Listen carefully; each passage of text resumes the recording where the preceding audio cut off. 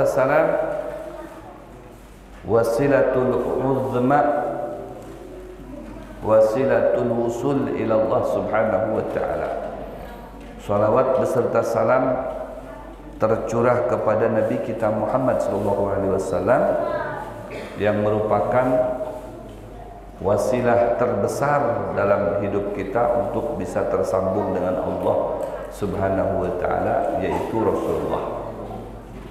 Rasulullah itu adalah wasilah paling besar, nikmat Allah yang paling gonol, sing agung, sing gede. Nikmat yang paling istimewa dari Allah itu adalah lahirnya Rasulullah dan menjadi Nabi kita, menjadi pengayom bagi kita, menjadi pembimbing bagi kita. Itu nikmat yang paling besar. Karena laulah, kata Imam Busiri, lam tukhrajid dunya minal adam. Kalau bukan karena beliau, belum tentu dunia ini akan tercipta, termasuk kita semuanya.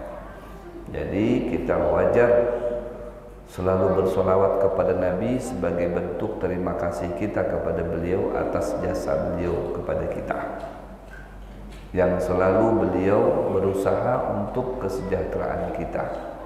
Sebelum kita lahir sekalipun, sebelum kita hadir sekalipun, akan tetapi pengikutnya beliau secara kafah beliau perjuangkan agar tidak ada satupun dari mereka yang celaka.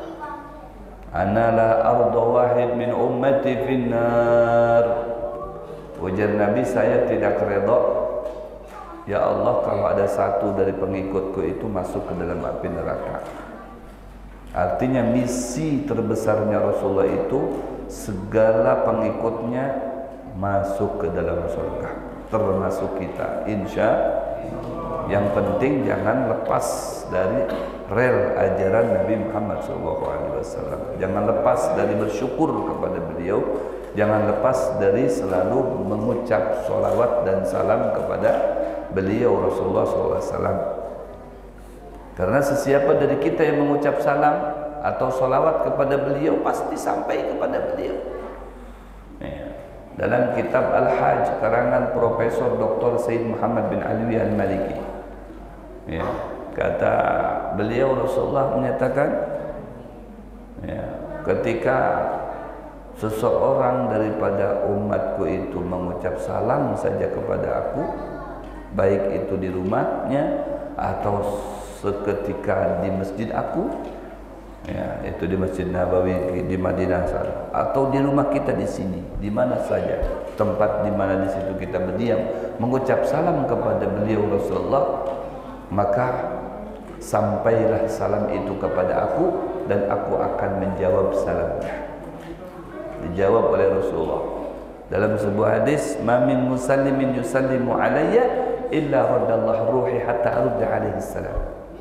Ya, tidaklah ada satu orang yang mengucap salam kepada aku, assalamualaikum ya Rasulullah, assalamualaikum ya Habiballah, assalamualaikum ya Safatallah, illa raddallahu ruhi hatta arudda alaihi salam. Melainkan ruhku dikembalikan oleh Allah ke dalam jasadku sehingga aku dapat menjawab salamnya. Masya Allah. Sesiapa dari kita yang mengucap salam, maka dijawab oleh Rasulullah SAW. Begitu juga salawat kepada beliau. Ujar beliau dalam sebuah hadis, sallu alayya haitsuma kuntum. Bersolawatlah kalian kepada aku sekalipun di mana saja posisi kalian berada, mau di mobil, di rumah, di tempat pekerjaan kita, di ruangan pekerjaan kita, di kantor, di mana saja.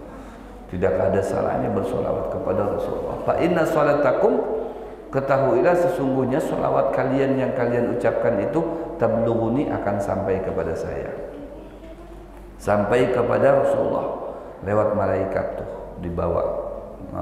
Karena setiap beramal sedikit dan besarnya amalan kita itu tidak lepas daripada catatan malaikat, kemudian catatan itu disodorkan kepada Rasulullah SAW.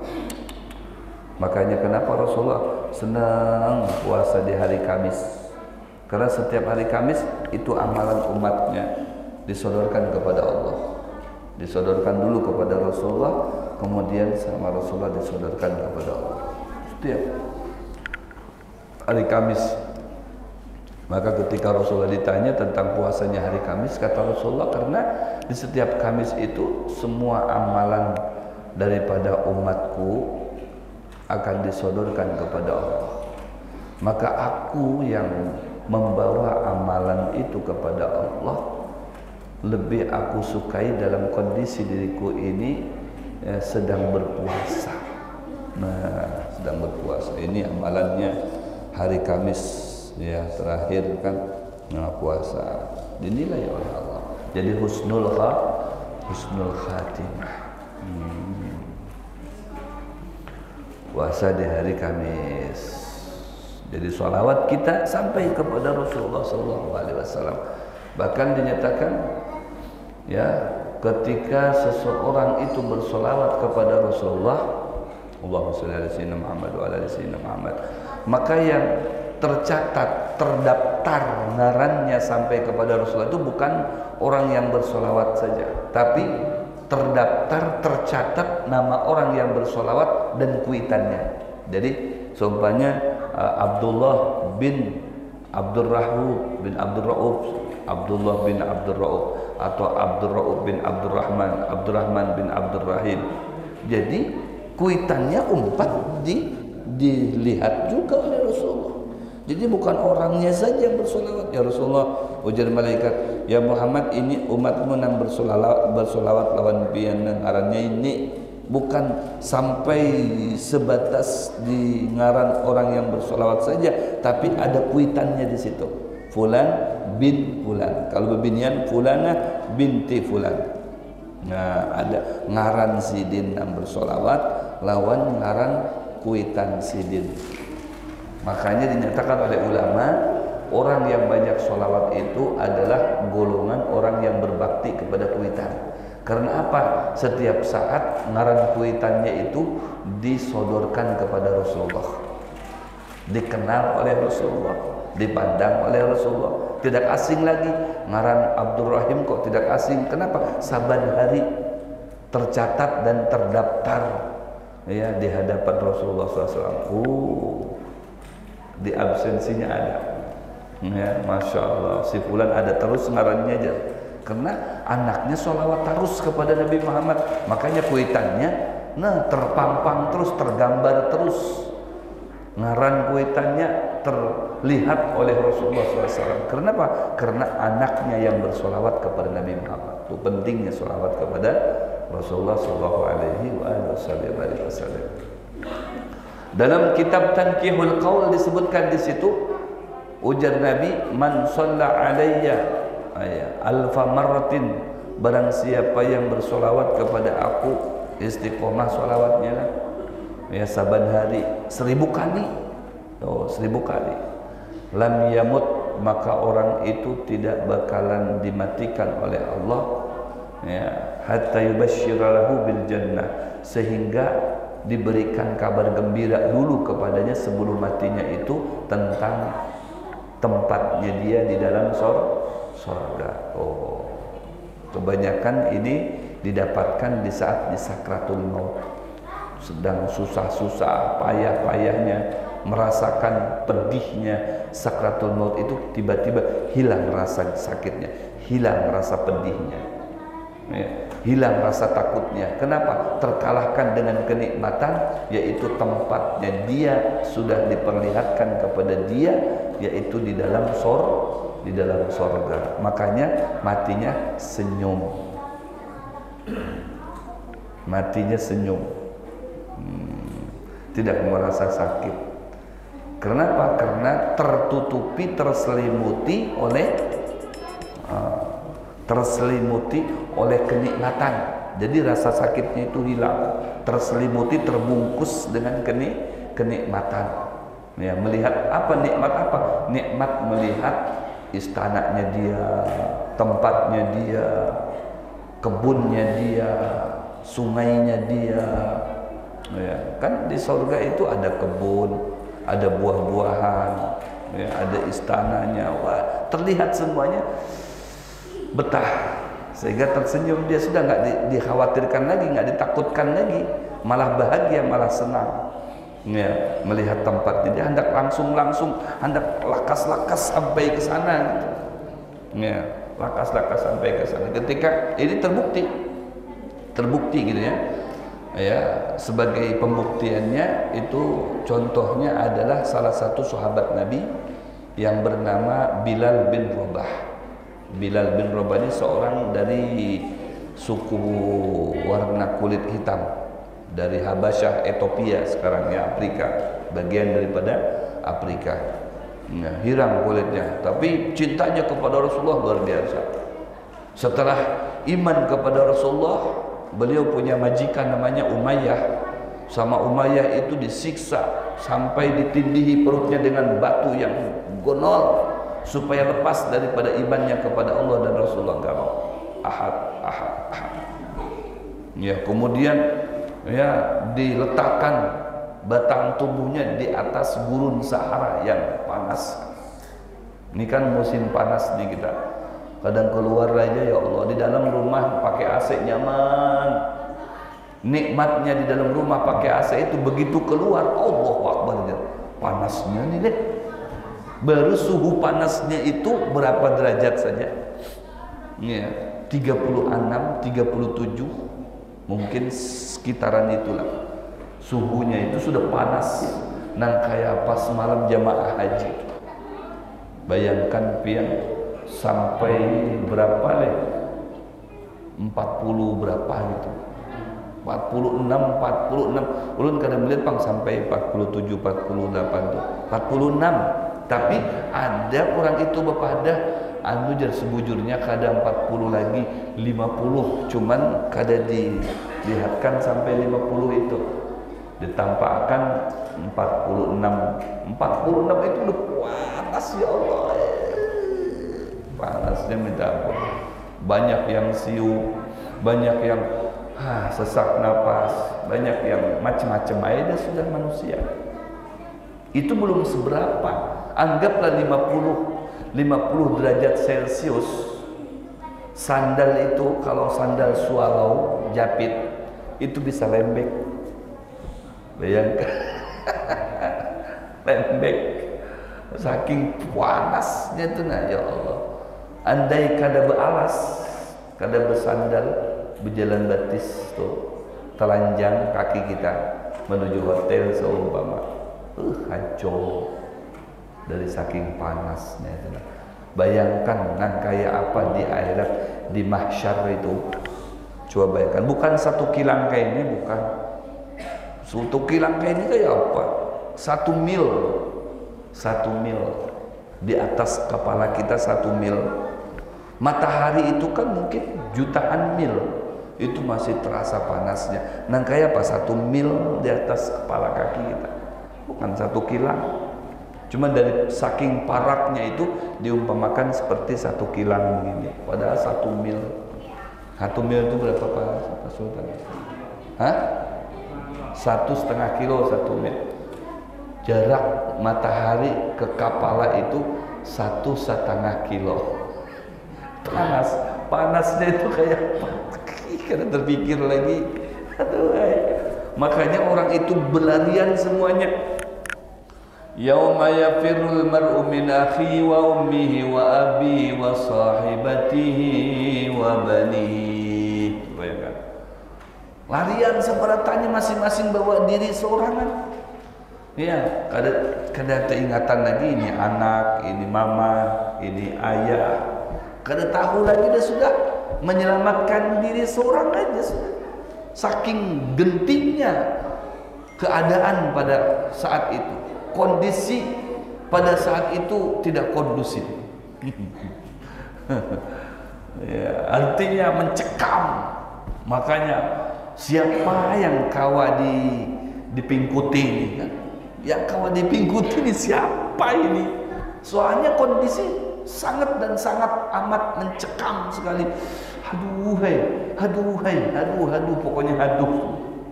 Takutan seberataan. Nah, takutan seberataan. Disitulah fungsinya syafaat pertolongan hanya ada 3. Syafaatul anbiya, syafaatul aulia, syafaatul ulama. Nah, yang ke-7 lawan Rasulullah, yang ke-7 lawan para wali, yang ke-7 lawan para ulama, selamat berdapat tuh dengan Rasulullah tuh kayak itu. Karena Rasulullah yang membuka tangan lebar-lebar, analaha di tengah-tengah manusia ketakutan, kondisi mencekam, ya, genting, darurat segala hal nih. Ya. Wah, kayak apa ini? Bukan darurat militer lagi ini. Allahu Akbar. Bayangkan coba, tidak ada yang kawa dipingkuti selain daripada saikum aja Rasulullah sallallahu alaihi wasallam. Rasulullah. Ya. Oh. Luar biasa. Kalau ada guru kita, insya Allah guru kita selamat, kita umpat dengan guru kita, bisa sampai kepada Rasulullah. Ada wali yang kita cintai, karena wali itu yang akan menyelamatkan kita sampai kepada Rasulullah. Amunnya kada, hendak mengandalkan apa kita? Kada ada yang bisa dikedepankan selain daripada cinta kita kepada Rasulullah SAW. Makanya cintai Rasulullah itu, jangan dilupakan. Ya, jangan sampai Rasulullah direndahkan. Muliakan, agungkan beliau dengan mengikuti segala ajaran-ajaran beliau. Nah, masuklah ajaran beliau, ajarannya Rasulullah sallallahu alaihi wasallam ketika di hari Jumat, ya. Ketika di hari Jumat, maka hari Jumat itu ada khutbah. Ya. Maka di dalam khutbah itu ada dua khutbatain. Ya, ada 2 khutbah, khutbah pertama, khutbah yang kedua, dan ada syaratnya. Syarat atau syurutul khutbataini asyaratun. Syaratnya 2 khutbah itu ada 10. Karena kemarin kita sudah membahas masalah rukun. Rukunnya sudah ada 5. Ya, rukun khutbah. Sekarang syurut atau syaratnya 2 khutbah. Khutbah yang pertama, khutbah yang kedua. Kenapa khutbah itu bisa ada 2 kali, azannya juga ada 2 kali. Ya, itulah ajarannya Rasulullah. Azannya 2 kali itu juga ajarannya Rasulullah, meskipun yang sebutingnya itu pada masa sahabat. Nah, untuk mengingatakan azan yang pertama kan gitu. Waktunya Jumat, ayo tolakan ke masjid sembahyangan. Meskipun itu keluar daripada masa sahabat, ujar Nabi, alaikum bisunnati wa sunnatil khulafa'ir rasyidin al-mahdiyyin. Kalian mengumpati sunnahku juga, kalian umpati sunnah-sunnah khulafaku, khalifah-khalifahku, Abu Bakar, Umar, Utsman, Ali. Jangan kalian ingkari itu. Siapa yang berpada ini? Rasulullah. Nah, Rasulullah yang berpada. Jadi umpati juga para khalifah-khalifah yang mencetuskan sebuah amalan yang baik itu diumpati. Ya. Sekalipun tidak ada di masa Rasulullahnya, tapi Rasulullah sudah berpesan. Ya, sudah berpesan, umpati aja Rasulullah. Seperti mana orang puasa ada Asyura, ada Tasu'a, bujur-bujur. Ada nggak bubur syura? Bubur syura biasa mengolah di sini. Kadang. Kalau bisa tuh olah bubur syura diolah banyak. Karena dibagi-bagi dengan orang-orang kampung biar senang. Ya kan? Di situ memang, wah, Rasulullah kan yang mengolah itu lebih baik. Jangankan buburnya, yang mengolah buburnya belum ada di masa Rasulullah. Ujur. Iya, kalau kita hendak mengobati bahasa sidin, jangankan buburnya, yang mengolah buburnya belum ada di masa Rasulullah. Apa salahnya mengolah bubur? Iya kan? Kemudian dibagi-bagi dengan orang. Kada bolehkah berbagi dengan orang, bersedekah dengan orang? Apa permasalahannya? Berbagi itu ahabul a'mal ilallah idkhalu surur ala qalbil mu'min.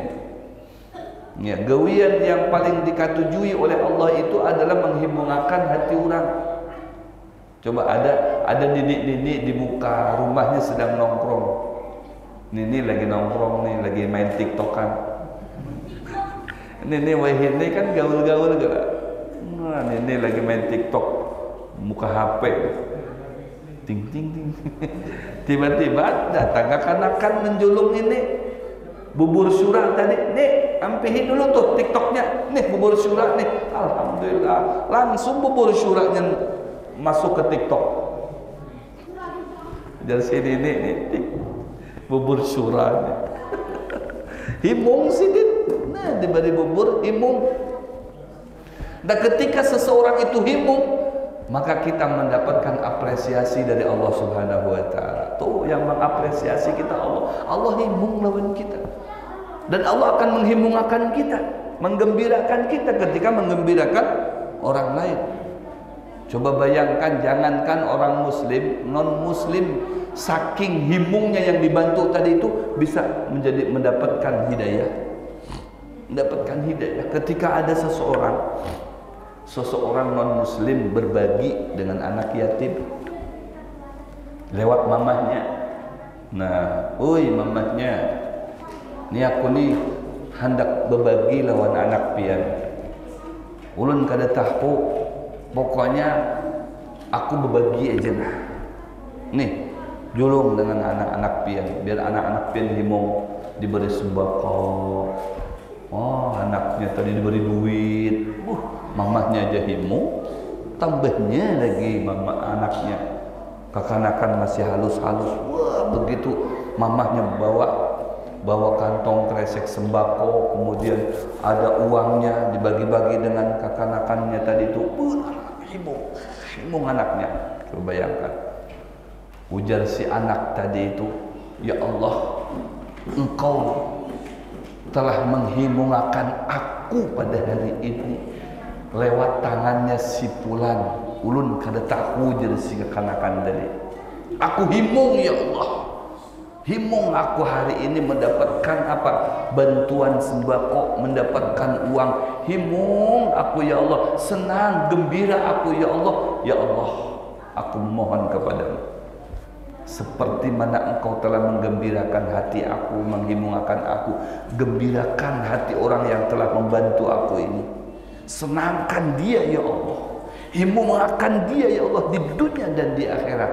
Nah, dikabulkan oleh Allah doanya si anak yatim tadi itu. Ujar Allah, aku katuju, aku kabulkan hajat ikam nakai. Langsung malamnya si orang non muslim tadi itu, ya non muslim, Darwin katanya, si Darwin melihat dapat istana sini, nah istananya megah, mewah, cantik, bungas, gagah, semuanya ada di situ. Wih, ini istana atas ngaran aku nih, Muhammad Darwin, ada Muhammadnya. Ada Muhammad Darwin. Allah Akbar. Imbah pada mimpi langsung asyhadu an la ilaha illallah wa asyhadu anna Muhammadar Rasul. Dapat hidayah. Langsung tasmiyah sidin. Ngarannya Muhammad Darwin. Wah, ada Muhammadnya. Nah, coba bayangkan. Nah, berkat apa? Berkat menghimungkan orang tadi itu, membantu orang yang kada mampu dibantu, orang yang lagi susah dibantu, orang yang lagi sadih dibantu, dihimungkan. Itu Allah katuju, pasti Allah akan menghimungkan orang itu yang membantu tadi. Wallah fi aunil abdi maka al abdu fi auni akhihi, ujar Nabi. Pasti Allah itu akan selalu membantu orang yang katuju membantu dingsanak yang ada di sekitarnya. Allah. Jadi takut-takut. Nah, kayak membeli ini nah, wadai-wadai itu. Wadai apa yang dibungkus? Wadai apam kah? Kena sehari apam, sehari lagi untuk, sehari lagi apa kah? Kena wadainya, wadai pacah diilat, hamparan tatak. Hamparan tatak itu wadai yang paling kesian. Sudah dihampar, ditatak pula. Ya kalau bahasa tadi, hamparan tatak itu wadai paling kesian itu, paling sakit sedikit. Dadar gulung. Aduh, sakit. Sudah dadar digulung pulang deh. La ilaha illallah, hamparan tatak. Itu. Jangan takut nih yang memberi wadai ini, pasti itu dibalas oleh Allah tuh, asalkan yakin. Itu modalnya yakin. Ketika menjulung tuh yakin. Apa dalilnya, Bib? Nah, dalilnya fa amma man a'ta wattaqa wa saddaqa bil husna fasanuyassiruhu lil yusra. Karena jangan heran tuh, jangan takajud tuh kalau yang menyumbang wadai ini tiba-tiba ada dapat bisnisan, dapat tender, dapat gawian nyaman. Ya, kakawalannya telepon. Anu jadi di sana ada gawian kah? Ada bisa gawian kok. Ada kosong kah nih? Ada gawian ni nah. Aku hendak memberi gawian teman-teman. Gawian apa? Ini dapat gawiannya. Masya Allah. Kira-kira ujungannya 1M. Masya Allah. Tidak sedikit tuh yang begitu tuh. Gara-gara memberi itu dapat. Ini ulun kisah aja di pangkisah. Kisah. Malam tadi, kisahnya malam tadi, Pak. Nih, malam tadi. Secara zahir kan artinya kada mungkin lah. Jadi ulun malam tadi itu ada berhadiah bersedekah lawan orang. Bersedekah lawan orang 200.000. Orang itu himu, pastilah himu beri. Himu. Ini kisah aja, Pak, guys. Biar yakinnya orang yang membantu. Padahal di rumah sakit itu, bantu orang. Ibu imbah itu turun balik ke rumah melihat bini di rumah sakit kan jam setengah satu, jam satu dia jam 1 balik lagi ulun sampai di luar hendak menyalakan rotok tuh titik. Nah, sudah menyalakan remote-nya, ada Saikom mengiung-ngiung. Beb. Bayangkan coba. Allah tuh menyetel skenario tuh, kada sampai 1 jam cash tuh. Yakin kan kita memberi? Orang yang diberinya himu, yang memberinya himu, yakin. Turun karena was tuh di cash jauh. Beb. Jalan siapa yang ngiung-ngiung, setengah takut juga, Pak. jam 1 kayak apa? Di luar bukan di dalam, di luar rumah sakit. Beb. Lihat dulu. Allahu la ilaha illa huwa al-hayyul qayyum. Habib langsung berparak sit jalan. Assalamualaikum. Waalaikumsalam. Ada apa ini? Harus melihat bini ulun garing beberapa hari ini di rumah sakit. Iya kan. Di mana main itu? Di lantai kedua. Mudah-mudahan bebe aja doakan. Ya, sudah doakan. Sudah jalan. Sudah malam balik dulu lah, pamit lah. Iya.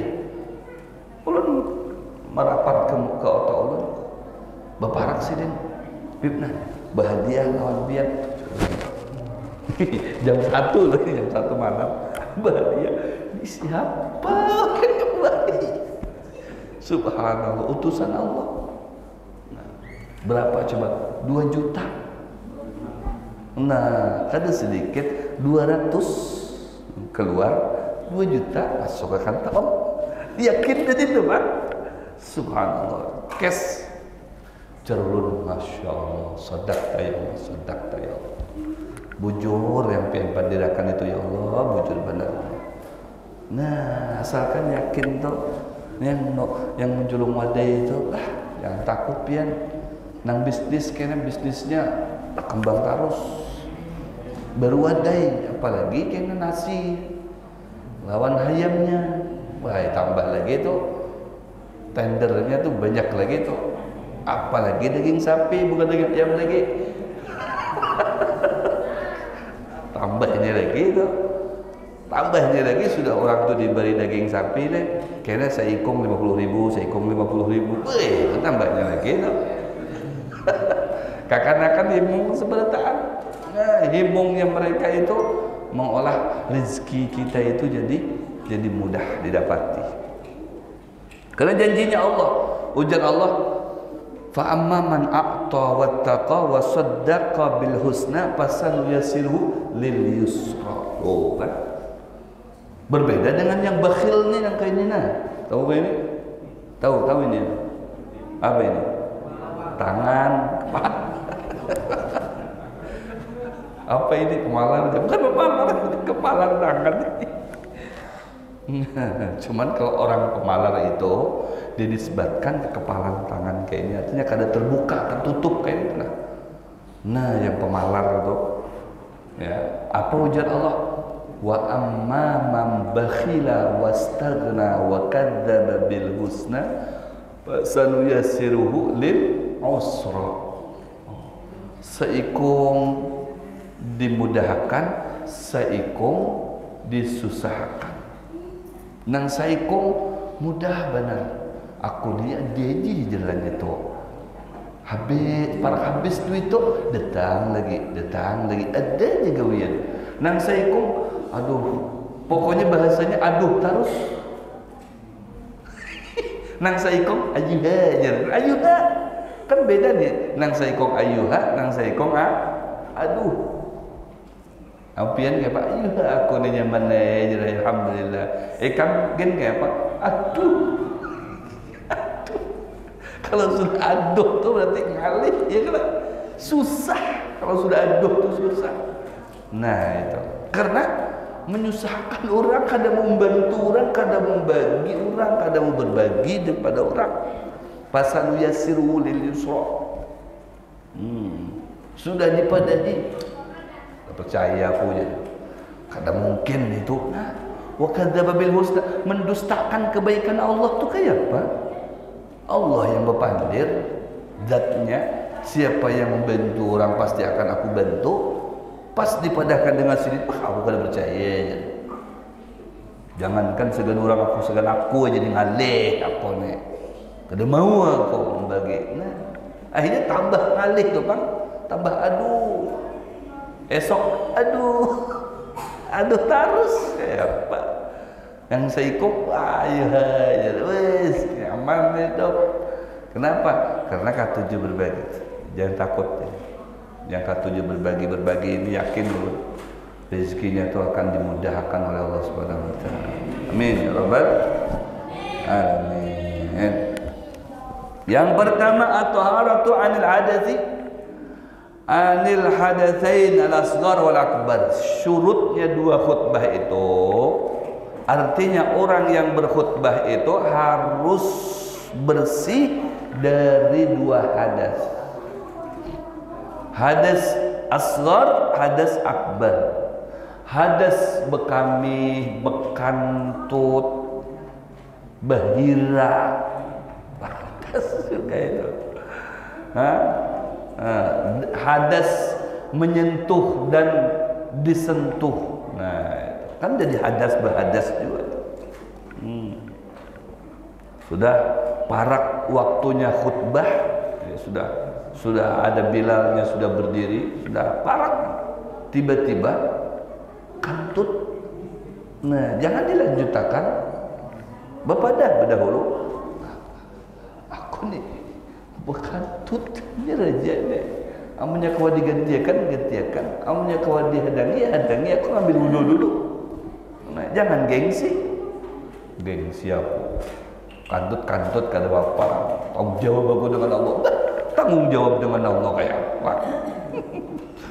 Dengan manusianya kada kawa, tambahnya lagi dengan Allah. Wani benar. Nah itu harus percaya diri, harus artinya jangan penyupanan. Ya. Lebih baik supan dengan manusia daripada diberi jadi jadi apa namanya aib depan Allah Subhanahu wa taala, tercela depan Allah. Sudah aku nih hanyar jadi bekantut di kayapannya. Nah, jadi kayapannya hadangnya stomat, wudu dulu stomat situ. Pewuduan. Tuh. Harus bersih dari hadas kecil atau hadas akbar. Mungkin pas hari Jumat ya, habis besmekdonan lawan bini lupa mandi junub. Imbah tuh guring, langsung ambil wudhu. Ya kalau aku bagian khutbah di masjid bulan nih jadi. Nah, di masjid Al-Muhajirin, Al-Hijrah. Tahu-tahunya khotibnya masih hadas akbar kayak apa? Lupa. Nah, kalaunya pas hendak naik tangga itu hanya teringat, astagfirullah, aku ini ada mandi junub nih, ada hadas akbar nih, belum sawat mandi tadi, ngambil wudhu aja kayak apa nih, terpaksa ini cancel, jangan diterusakan. Gengsi, ada istilah gengsi. Maaflah, ulu nih belum mandi, anak mandi berdahulu, anak dihadangi silahkan, kadang kenapa? Wudhu aja guru, ada kawan ini harus mandi, paham ya sudah berarti itu ada akbar lah. Jadi harus bersih ya si khotibnya tadi dari apa? Dari hadas kecil dan hadas besar. Wa taharatu 'anil najasati fi thawb wal badan wal makan. Begitu juga syaratnya dua khutbah. Yang berkhutbah itu harus suci bukan hanya dari hadas nang kecil besar, juga dia harus suci, awaknya harus suci dari najis. Kalau ada takana kotoran, entah itu kotoran inya seorang ataupun kotoran yang arid yang datang dari luar, mungkin kotoran cicak. Nah, kotoran cicak kotoran cicak, takana tangan, takana kaki, takana muka, ya harus mengundurkan diri, jangan maju terus, harus gentleman. Nah, makanya harus ada istikhlaf. Istikhlaf itu pengganti. Jadi sayogianya yang di garis atau barisan terdepan itu orang-orang yang faqih. Orang-orang yang faqih yang siap mengganti. Jangan pas kantut imamnya, "Oi, Jumatan hari ini bubar aja." Imam kita kantut. Nah, jangan sampai. Ini batalnya di mana kan begitu? Batalnya di rakaat pertama, masih ada satu rakaat lagi. Imamnya harus keluar bukahinya. Begitu Fatihah yang kedua rakaat, Bismillahirrahmanirrahim. Pas begitu mejad, di bawah yang bunyi. Keluar buka si imamnya. Nah, istikhlaf yang di belakangnya Pak Sultani maju. Langsung tuh Bismillahirrahmanirrahim. Alhamdulillahi rabbil alamin. Ini badannya lebih harap ini.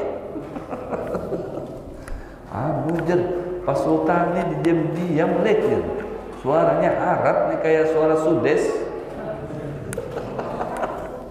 Luar biasa Sidin. Pasti orang bertakut, berapa gram bininya Sidin tuh? Berapa bininya? La ilaha illallah. Badannya harus suci. Ya, anin najasati dari najis. Kemudian fi thawbi wal badan wal makan. Badannya harus suci. Kemudian pakaiannya. Mungkin badan kita yakin suci, tapi kada tahu pas ada burung walet ini salah masuk burung walet, malah masuk ke dalam masjid, bingung mau keluarnya. Kalau kada burung walet berarti burung apa tuh yang biasa masuk ke masjid? Tidak ada kelelawar. Ya kalau itu burungnya di masjid bukan burung gereja, berarti burung adanya di masjid, kenapa dipadakan burung gereja? Iya, adanya di masjid berarti burung masjid. Jangan dikambing hitamkan, kesian burung. Kalau andai Sidin bisa berpandir, pasti Sidin akan menjawab, aku bukan burung gereja, tapi aku burung masjid, gitu dia. Karena singgahnya di masjid. Iya. Ini burung kelelawar biasanya itu masuklah, masuk. Ujar burung, woi, 1, 2, 3, kompaknya bergerak, bus. La ilaha illallah. Mengenai imam, ada yang kena makmum, banyak burung di kelelawar. La ilaha illallah. Cobaan ini. Nah, kalau takana tahi burung tadi itu najis nggak tuh tahi burung? Najis. Nah, sudah batal. Makanya jangan sampai lagi sholat, Allahu Akbar, ada nyamuk, plak, langsung di situ mati ikamnya dalam hati, darahnya muncrat darahnya. Oh ya, lanjut sebenarnya. Kalau dibiarkan berarti apa itu? Batal nggak? Batal, ada bangkai di situ, kan sudah mati. Nyamuknya sudah dibuang, buangnya begini lagi. Ini batal juga.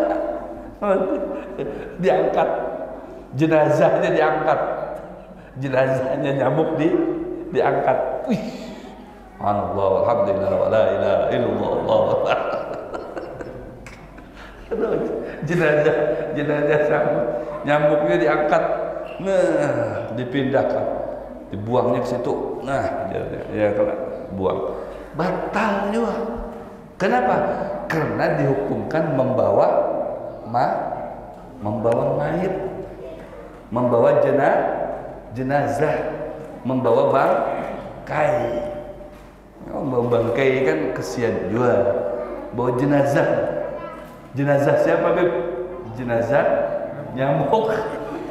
Inna lillahi wa inna ilaihi mungkan. Saudara-saudara, inna lillahi wa inna ilaihi raji'un. Telah berpulang ke rahmatullah jam 10.30 hari ini, minggu, sebutkan nyamuk. Nyamuk musola as-sabirin telah berpulang ke rahmatullah. Jadi jangan dibawa begini, ya. Kalau ada kena hinggapan kotoran, kalau kotorannya kering nggak ada apa-apa, terus langsung gugur kan, jatuh, nggak apa-apa, nggak batal. Kalau nempel langsung diginikan nggak apa-apa, tapi nempel langsung dibawa begini. Nah, apalagi dilihat-lihat dulu. membawa kotoran itu batal itu. Nah, itu baru bangkai nyamuk, belum lagi bangkai kecoa, bangkai cicak, bangkai toke. Nah, toke. Gugur toke dari atas. Puk, kena kepala. Mati kan? Batal nggak? Batal. Tainya saja batal, apalagi tokenya. Nah itu. Apabila tekana bangkai tadi itu, maka batal. Maka harus ada yang istikhlaf menggantikan. Ya, gantikan karena batal. Gitu. Nah sekarang si imam kena tai cicak kepalanya atau di bahu, ya di bahu. Tapi pas sholat nih, sholat Allahu Akbar, sholat maghrib, isya, subuh, apa aja. Imam sudah asik-asik baca Fatihah. Sabbih isma rabbikal a'la alladhi khalaqa fasawwa walladhi qaddara fahada walladhi akhrajal mar'a. Ajib, bawakan surah. Tiba-tiba terkena kotoran cicak. Kita melihat di belakang, apa itu yang harus kita lakukan? Ya, lihat. Udah kena tai cicak, kena tai burung kelelawar tadi. Tapi imamnya kada tahu, kada merasa, karena di atas kupiah, di atas baju. Kayak apa itu? Nah, yang melihatnya itu jangan mengompati si imam. Imamnya kada tahu. Berarti kita yang melihatnya mufaraqah. Kalau kada mufaraqah, batal sembahyangnya kita karena mengumpati imam yang sholatnya batal. Imbah itu hanya diberitahu, Pak Ustadz tadi terkena kotoran cicak atau burung, ada burung kelelawar tadi itu. Maksudnya kayak apa ini? Ya maksudnya kalau sudah terkena kotoran itu ya Pak Ustadz batal, harus mengulangi. Lah buat pian berarti batal juga kada buat kami mufaraqah. Ya kami goodbye dengan pian. Walafu begitu ada pian terkena kotoran kami siap pisah, kami kada mau sasat kami mau pian. Wah itu tegas mufaraqah seperti itu. Caranya seperti itu. Kemudian wal makan, tempatnya harus bersih juga. Bajunya bersih, kulit kita, badan kita bersih. Kemudian tempatnya juga harus bersih. Jangan sampai ya pas kita sujud bertepatan dengan dahi kita menandak di situ, ada kotorannya juga di situ. Nah, ada banyu kami kekanakan. Banyu kami kekanakan itu bisa jadi suci kalau kekanakannya di bawah usia 2 tahun. Cukup diciprati kayaknya. Cukup dipakai. Nah, tapi di bawah usia 2 tahun. Itu pun kalau kekanakannya seperti kekanakan bahari, belum tersentuh serelak, kue biskuit Roma, kemudian apa lagi? Ya jenis-jenis kue-kuean, kecuali asi mamahnya saja. Nah, satu boleh cuman diciprati saja, jadi hilang najisnya, jadi suci. Kedua, kekanakannya itu harus dari lalakian, bukan bebinian. Kalau bebinian itu dihukumkan tetap najisnya najis mutawassithah. Pada cukup cuma diginiin saja untuk lalakian saja. Ya. Itu syaratnya. Kalau di bawah 2 tahun. Tapi kalau sudah di atas 2 tahun atau 2 tahun, tapi jangankan serelak ataupun apa jenisnya, kue-kue wadai-wadai dimasukkan ke mulutnya, dimakan juga. Ayam daging masuk juga. Ayam daging masuk pokoknya. Wih, aja makan ini kan. Itu kalau niat bekami makan najis. Tidak cukup diciprati saja, tidak cukup. Harus dibersihkan karena najis mutawassithah. Kalau najis khafifah itu yang ringan itu yang berusia 2 tahun yang belum tersentuh makanan selain daripada ASI namanya. Itu boleh. Kalau yang 70 tahun Bib bebulik jadi bayi lagi, wah itu tetap harus dicuci, tidak bisa. 70 tahun, yang 7 tahun aja tetap najis, apalagi 70 tahun. Ya. Kemudian yang ketiga, keempat sampai yang ke-10, insya Allah dilanjut di pertemuan yang akan datang. Mudah-mudahan panjang umur serta sehat walafiat. Kita bacakan Fatihah kepada orang yang menyumbang makanan malam ini ya.